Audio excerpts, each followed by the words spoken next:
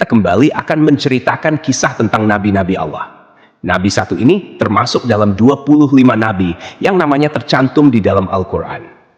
Kisahnya sangat menarik untuk disimak, karena setan bahkan sampai iblis turun tangan pun tak sanggup untuk menggoda manusia pilihan Allah Subhanahu wa Ta'ala ini.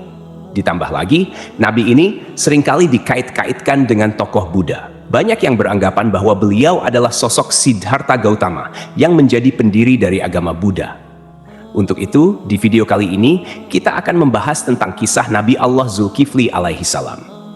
Assalamualaikum warahmatullahi wabarakatuh. Sobat beriman yang dimuliakan Allah. Alangkah lebih baik jika sahabat sekalian bantu channel ini terus berkembang dengan cara like, komen, dan subscribe. Semoga kita selalu dalam keadaan sehat walafiat, dipanjangkan rezekinya, dan dimudahkan urusannya. Amin ya rabbal alamin. Nama Nabi Zulkifli disebutkan hanya 2 kali di dalam Al-Quran, yaitu di dalam surat Syad ayat 48. Dan ingatlah kan Ismail, Ilyasa, dan Zulkifli. Semuanya termasuk orang-orang yang paling baik. Kemudian di surat Al-Anbiya ayat ke-85. Dan ingatlah kisah Ismail, Idris, dan Zulkifli. Semuanya mereka termasuk orang-orang yang sabar. Meskipun Zulkifli tidak disebutkan secara tegas dalam Al-Quran bahwa beliau adalah seorang nabi, karena di kedua ayat tersebut nama Zulkifli disebutkan dengan pujian bersamaan dengan para nabi lainnya. Maka para ulama dan sejarawan menyimpulkan bahwa Zulkifli juga seorang nabi. Menurut pendapat dari Imam Ibnu Katsir, di dalam kitab Tafsir Al-Quran Al-Azim, beliau menegaskan bahwa Zulkifli adalah seorang nabi, utusan Allah Subhanahu wa Ta'ala. Alasan beliau, tidak ada seorang pun yang namanya disebut dalam deretan nama nabi-nabi, kecuali dia adalah seorang nabi. Akan tapi teman-teman, ada pula beberapa ulama yang menyebutkan bahwa Zulkifli bukanlah seorang nabi. Akan tetapi, beliau hanyalah seorang yang saleh dan adil. Di antara sekian banyak ulama yang berpendapat demikian adalah Imam Ibnu Jarir At-Tabari. Teman-teman, Zulkifli bukanlah nama sebenarnya. Itu adalah sebuah julukan atau nama kehormatan yang diberikan untuk seseorang. Di dalam kitab Ibnu Katsir, nama asli dari Zulkifli adalah Basyar atau Bashar. Disebutkan juga di sana bahwa Nabi Zulkifli adalah putra dari Nabi Ayub alaihi salam. Jadi nasab beliau adalah Basyar bin Ayub. Nasab lengkapnya adalah Basyar bin Ayub bin Amus bin Tawaf bin Rum bin Aish bin Ishak bin Ibrahim al-Khalil. Beliau hidup sekitar abad ke-16 sampai abad ke-15 sebelum Masehi dan diutus Allah Subhanahu wa Ta'ala kepada suatu kaum yang bernama Arami atau Amori. Kaum ini adalah bangsa Romawi kuno yang tinggal di wilayah sekitar Damaskus, Suriah, dan Yordania. Di sanalah Nabi Zulkifli melanjutkan tugas kenabiannya dari ayahnya, yaitu Nabi Ayub. Ini adalah pendapat dari Imam Ibnu Katsir. Namun, para ulama lain ada yang berbeda pendapat tentang kapan masa diutusnya Nabi Zulkifli ini. Kalau menurut Imam Ibnu Jarir At-Tabari, Nabi Zulkifli adalah penerus dari Nabi Ilyasa, yang hidup sekitar abad ke-9 Masehi. Namun, antara Imam Ibnu Katsir dan Imam At-Tabari sama-sama menyebutkan bahwa Nabi Zulkifli adalah salah seorang raja di negeri Syam. Kisahnya begini, teman-teman. Ada sebuah negeri di Syam yang dipimpin oleh seorang raja saleh. Raja ini merupakan salah seorang nabi yang diutus Allah Subhanahu wa Ta'ala. Beliau bernama Raja Ilyasa atau Nabi Ilyasa. Ketika itu, Nabi Ilyasa sudah sangat tua dan beliau tidak memiliki anak laki-laki sebagai penerusnya. Maka ketika itu, Nabi atau Raja Ilyasa mengumpulkan rakyatnya di suatu tempat. Kemudian Nabi Ilyasa berkata, "Wahai kaumku, saat ini aku sudah sangat tua dan tidak memiliki pengganti di kerajaan ini. Aku akan menunjuk salah seorang di antara kalian untuk menjadi penggantiku selagi aku masih hidup dan agar aku bisa melihat bagaimana kerjanya. Siapa yang mau menerima 3 hal dariku, maka aku akan tunjuk dia sebagai penggantiku. Yang pertama, selalu berpuasa di siang hari. Yang kedua, selalu salat pada malam hari. Dan yang ketiga, dia tidak pernah marah seumur hidupnya." Makanya orang-orang dari kaumnya merasa tak sanggup melakukannya. Mereka pun saling tap-tap-tapan satu sama lain, berharap salah seorang di antara mereka ada yang tunjuk tangan. Namun, ditunggu beberapa lama, tak satu pun orang mau melakukannya ketika itu. Lalu, dari barisan belakang ada yang menyahut, "Saya, wahai Nabiullah." Suara itu berasal dari seorang laki-laki yang usianya masih sangat muda. Pemuda ini bernama Basyar. Kemudian Nabi Ilyasa berkata, "Wahai anakku, engkau masih sangat muda.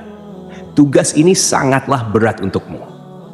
Nabi Ilyasa pun menolak pemuda ini karena dirasa dia masih sangat muda dan terlihat masih sedikit pengalaman. Keesokan harinya, di tempat yang sama dan dengan orang-orang yang sama, Nabi Ilyasa berseru hal yang sama lagi kepada kaumnya. Tapi tetap saja, ketika itu tak ada yang mau menerima tawaran tersebut, kecuali pemuda yang bernama Basyar. Dia kembali mengacungkan tangan, dan lagi-lagi Nabi Ilyasa menolaknya dengan alasan yang sama. Sampailah pada hari ketiga, Nabi Ilyasa berseru hal yang sama. Beliau berharap kali ini bukan hanya Basyar saja yang tunjuk tangan. Tapi ternyata teman-teman, sama seperti kemarin, ketika itu hanya Basyar yang tunjuk tangan dan menyanggupi segala persyaratan tersebut. Alasan detail Nabi Ilyasa menolak adalah karena selain dia harus menjadi raja yang menjamin kesejahteraan semua kaumnya, dia juga harus menjadi hakim yang adil, yang bisa berlaku bijaksana dalam memutuskan segala permasalahan kaumnya. Nah, karena Basyar ini masih sangat muda, Nabi Ilyasa khawatir dia tidak bisa berlaku adil dan bijaksana. Akhirnya, karena sudah 3 kali tidak ada yang mau, Nabi Ilyasa pun mengangkat Basyar menjadi raja sekaligus hakim. Namun, kegiatan yang dilakukan Basyar tetap dipantau oleh Nabi Ilyasa. Basyar pun mulai menjalani puasa di siang hari dan salat atau beribadah sampai larut malam. Sehari-hari, dia juga selalu menahan amarahnya. Nabi Ilyasa kagum dengan pemuda ini. Tak disangka-sangka, dia sanggup menjalani semua persyaratan itu. Dia juga luar biasa bijak dalam menyelesaikan segala masalah di dalam kaumnya. Nabi Ilyasa bangga kepada Basyar yang telah menepati janji-janjinya. Karena itu, Basyar diberikan julukan Zulkifli, yang artinya sanggup. Karena kesanggupannya menjalankan semua persyaratan. Ditambah lagi, dia selalu berlaku adil dan bijaksana. Sobat beriman yang dimuliakan Allah, kisah naiknya Zulkifli atau Basyar menjadi raja disampaikan oleh Imam Ibnu Katsir di dalam kitabnya yang berjudul Qisasul Anbiya. Hanya saja, nama rajanya berbeda, bukan Nabi Ilyasa, melainkan di sana dituliskan raja itu bernama Yasa. Lain halnya di dalam kitab Ibnu Jarir, beliau menuliskan bahwa raja pada masa itu adalah Nabi Allah Ilyasa. Seiring berjalannya waktu, Nabi Ilyasa pun meninggal dunia. Kini, Raja Zulkifli tak ada lagi yang memantau. Sepeninggal Ilyasa, Nabi Zulkifli memimpin negeri Syam dengan sangat baik. Zulkifli sangat mementingkan urusan rakyatnya daripada urusan dirinya dan keluarganya. Beliau memegang teguh janjinya untuk selalu berpuasa di siang hari, beribadah di malam hari, dan tak pernah sekalipun marah. Zulkifli selalu sabar dalam keadaan apapun. Di sisi lain, iblis melihat kesalehan dan kebaikan Nabi Zulkifli dalam memimpin rakyatnya, serta begitu kuatnya dia memegang janji. Maka, iblis pun tak tinggal diam. Kemudian, iblis mengutus tentaranya, yaitu setan-setan yang sangat kuat, untuk menggoda Zulkifli supaya minimal goyah sedikit keimanannya. Berkali-kali iblis mengutus setan untuk menggoda, berkali-kali pula mereka gagal. Tak ada satupun setan yang berhasil menggoda Nabi Zulkifli ini. Akhirnya, iblis berinisiatif untuk turun tangan langsung menggoda Nabi Zulkifli. Dia pun mulai mencari waktu yang tepat. Teman-teman, di dalam kerajaan Nabi atau Raja Zulkifli ini, setiap harinya beliau sibuk dengan urusan kerajaannya. Setiap hari, jadwal beliau dari pagi sampai siang adalah berangkat ke pengadilan di negeri itu untuk menjadi hakim dan menyelesaikan masalah-masalah rakyatnya. Kemudian, persidangan dilanjutkan kembali setelah beliau bangun. Persidangan berlangsung hingga sore atau malam hari. Malam harinya, beliau beribadah dan berdoa sampai larut malam. Keesokan paginya, beliau kembali ke persidangan. Begitulah rutinitas yang dilakukan Nabi Zulkifli setiap harinya. Zulkifli benar-benar merupakan figur seorang raja yang memuliakan seluruh rakyatnya. Melihat kesalehan Nabi Zulkifli, iblis pun mencari peluang untuk menggoda beliau.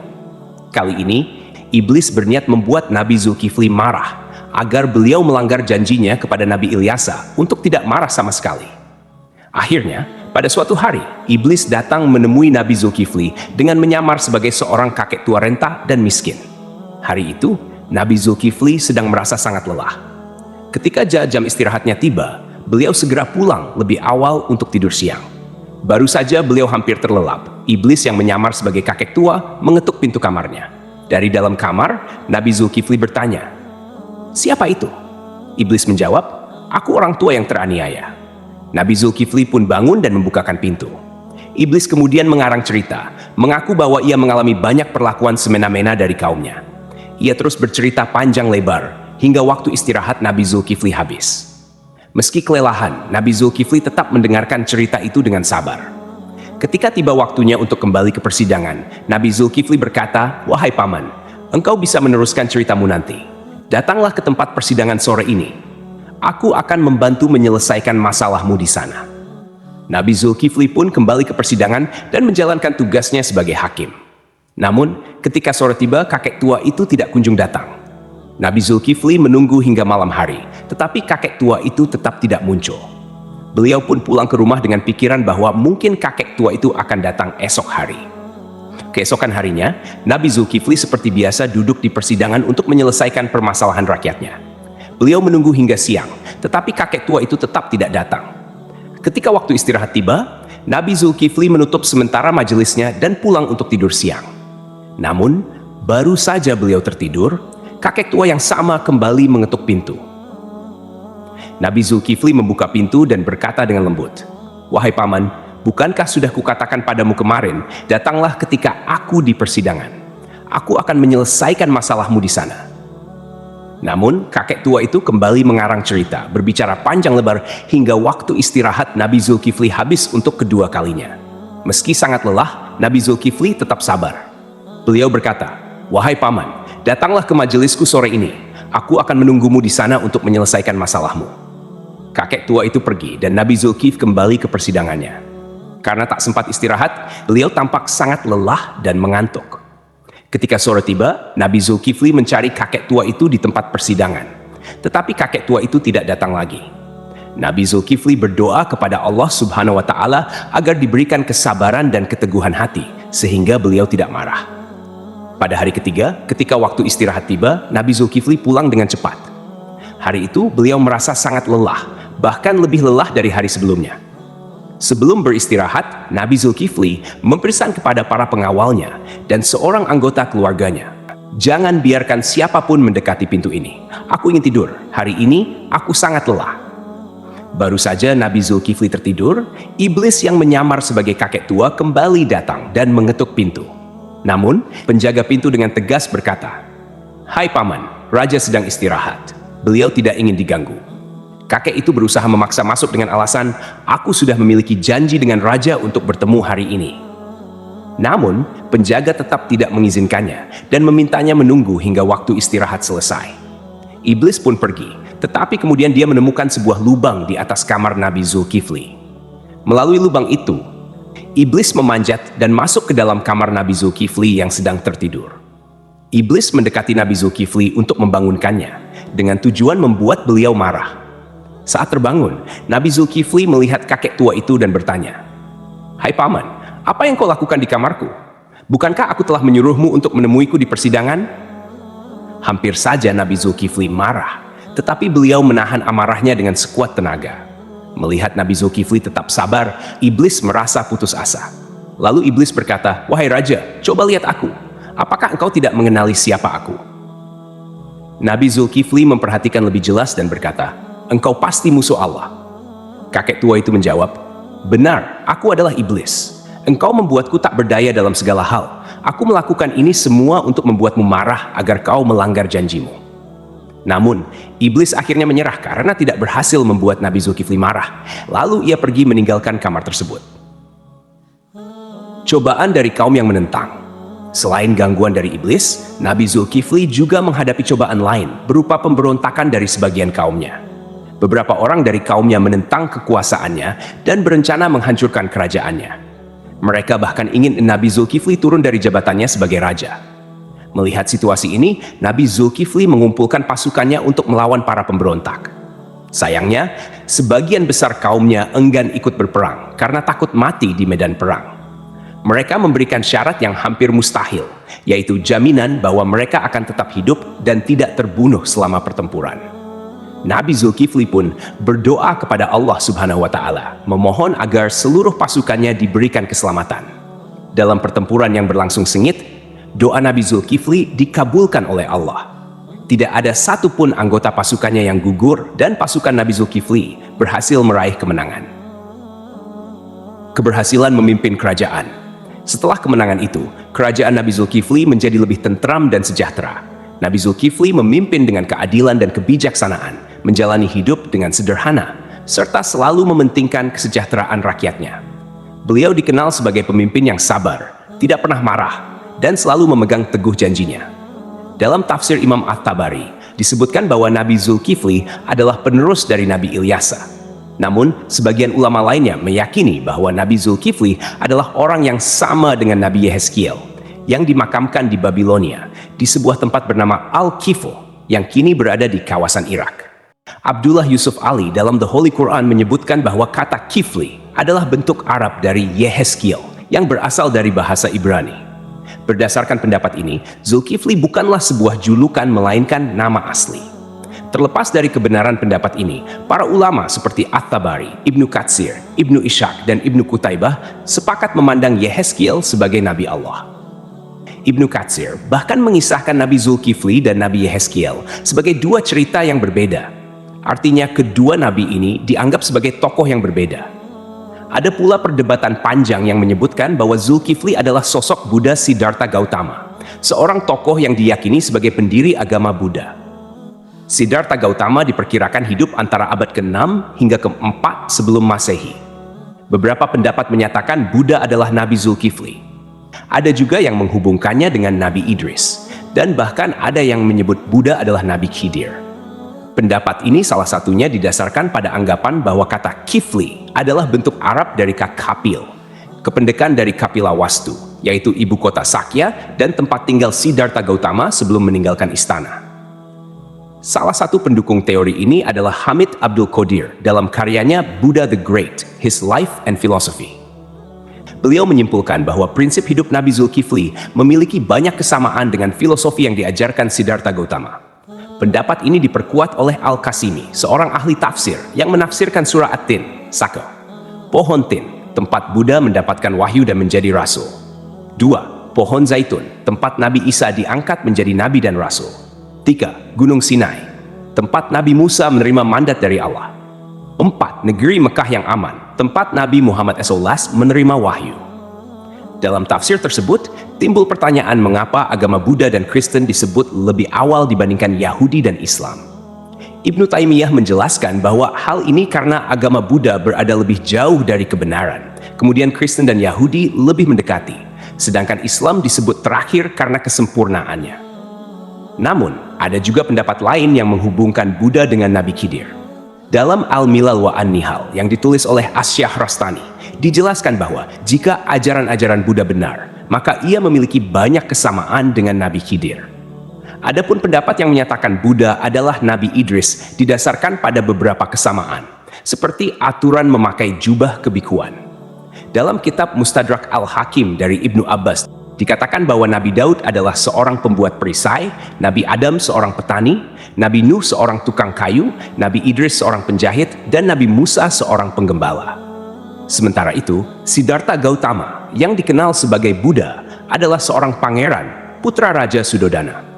Pada usia 7 tahun, Pangeran Siddhartha memiliki 3 kolam bunga teratai, yaitu kolam bunga teratai biru, Upala, kolam bunga teratai merah, Paduma, dan kolam bunga teratai putih, Pundarika. Kata Atsidar, Sidra, atau Sidar yang merujuk pada makna bunga teratai menjadi hal yang patut diperhatikan, terutama bila dikaitkan dengan Nabi Idris. Kisah sang Buddha yang mencapai kesempurnaan menuju nirwana dianggap memiliki kesamaan dengan Nabi Idris yang mencapai surga Allah tanpa melalui kematian. Pada suatu malam, Pangeran Siddhartha memutuskan meninggalkan istananya dan menjalani hidup sebagai seorang pertapa.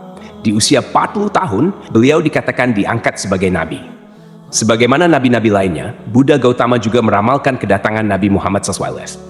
Dalam ajarannya, ia menyebutkan tentang Buddha Maitreya. Aku bukanlah satu-satunya Buddha. Selepas aku akan lahir seorang Buddha lagi yang dikenal dengan nama Maitreya. Dia akan memiliki banyak sifat-sifat mulia dan utama.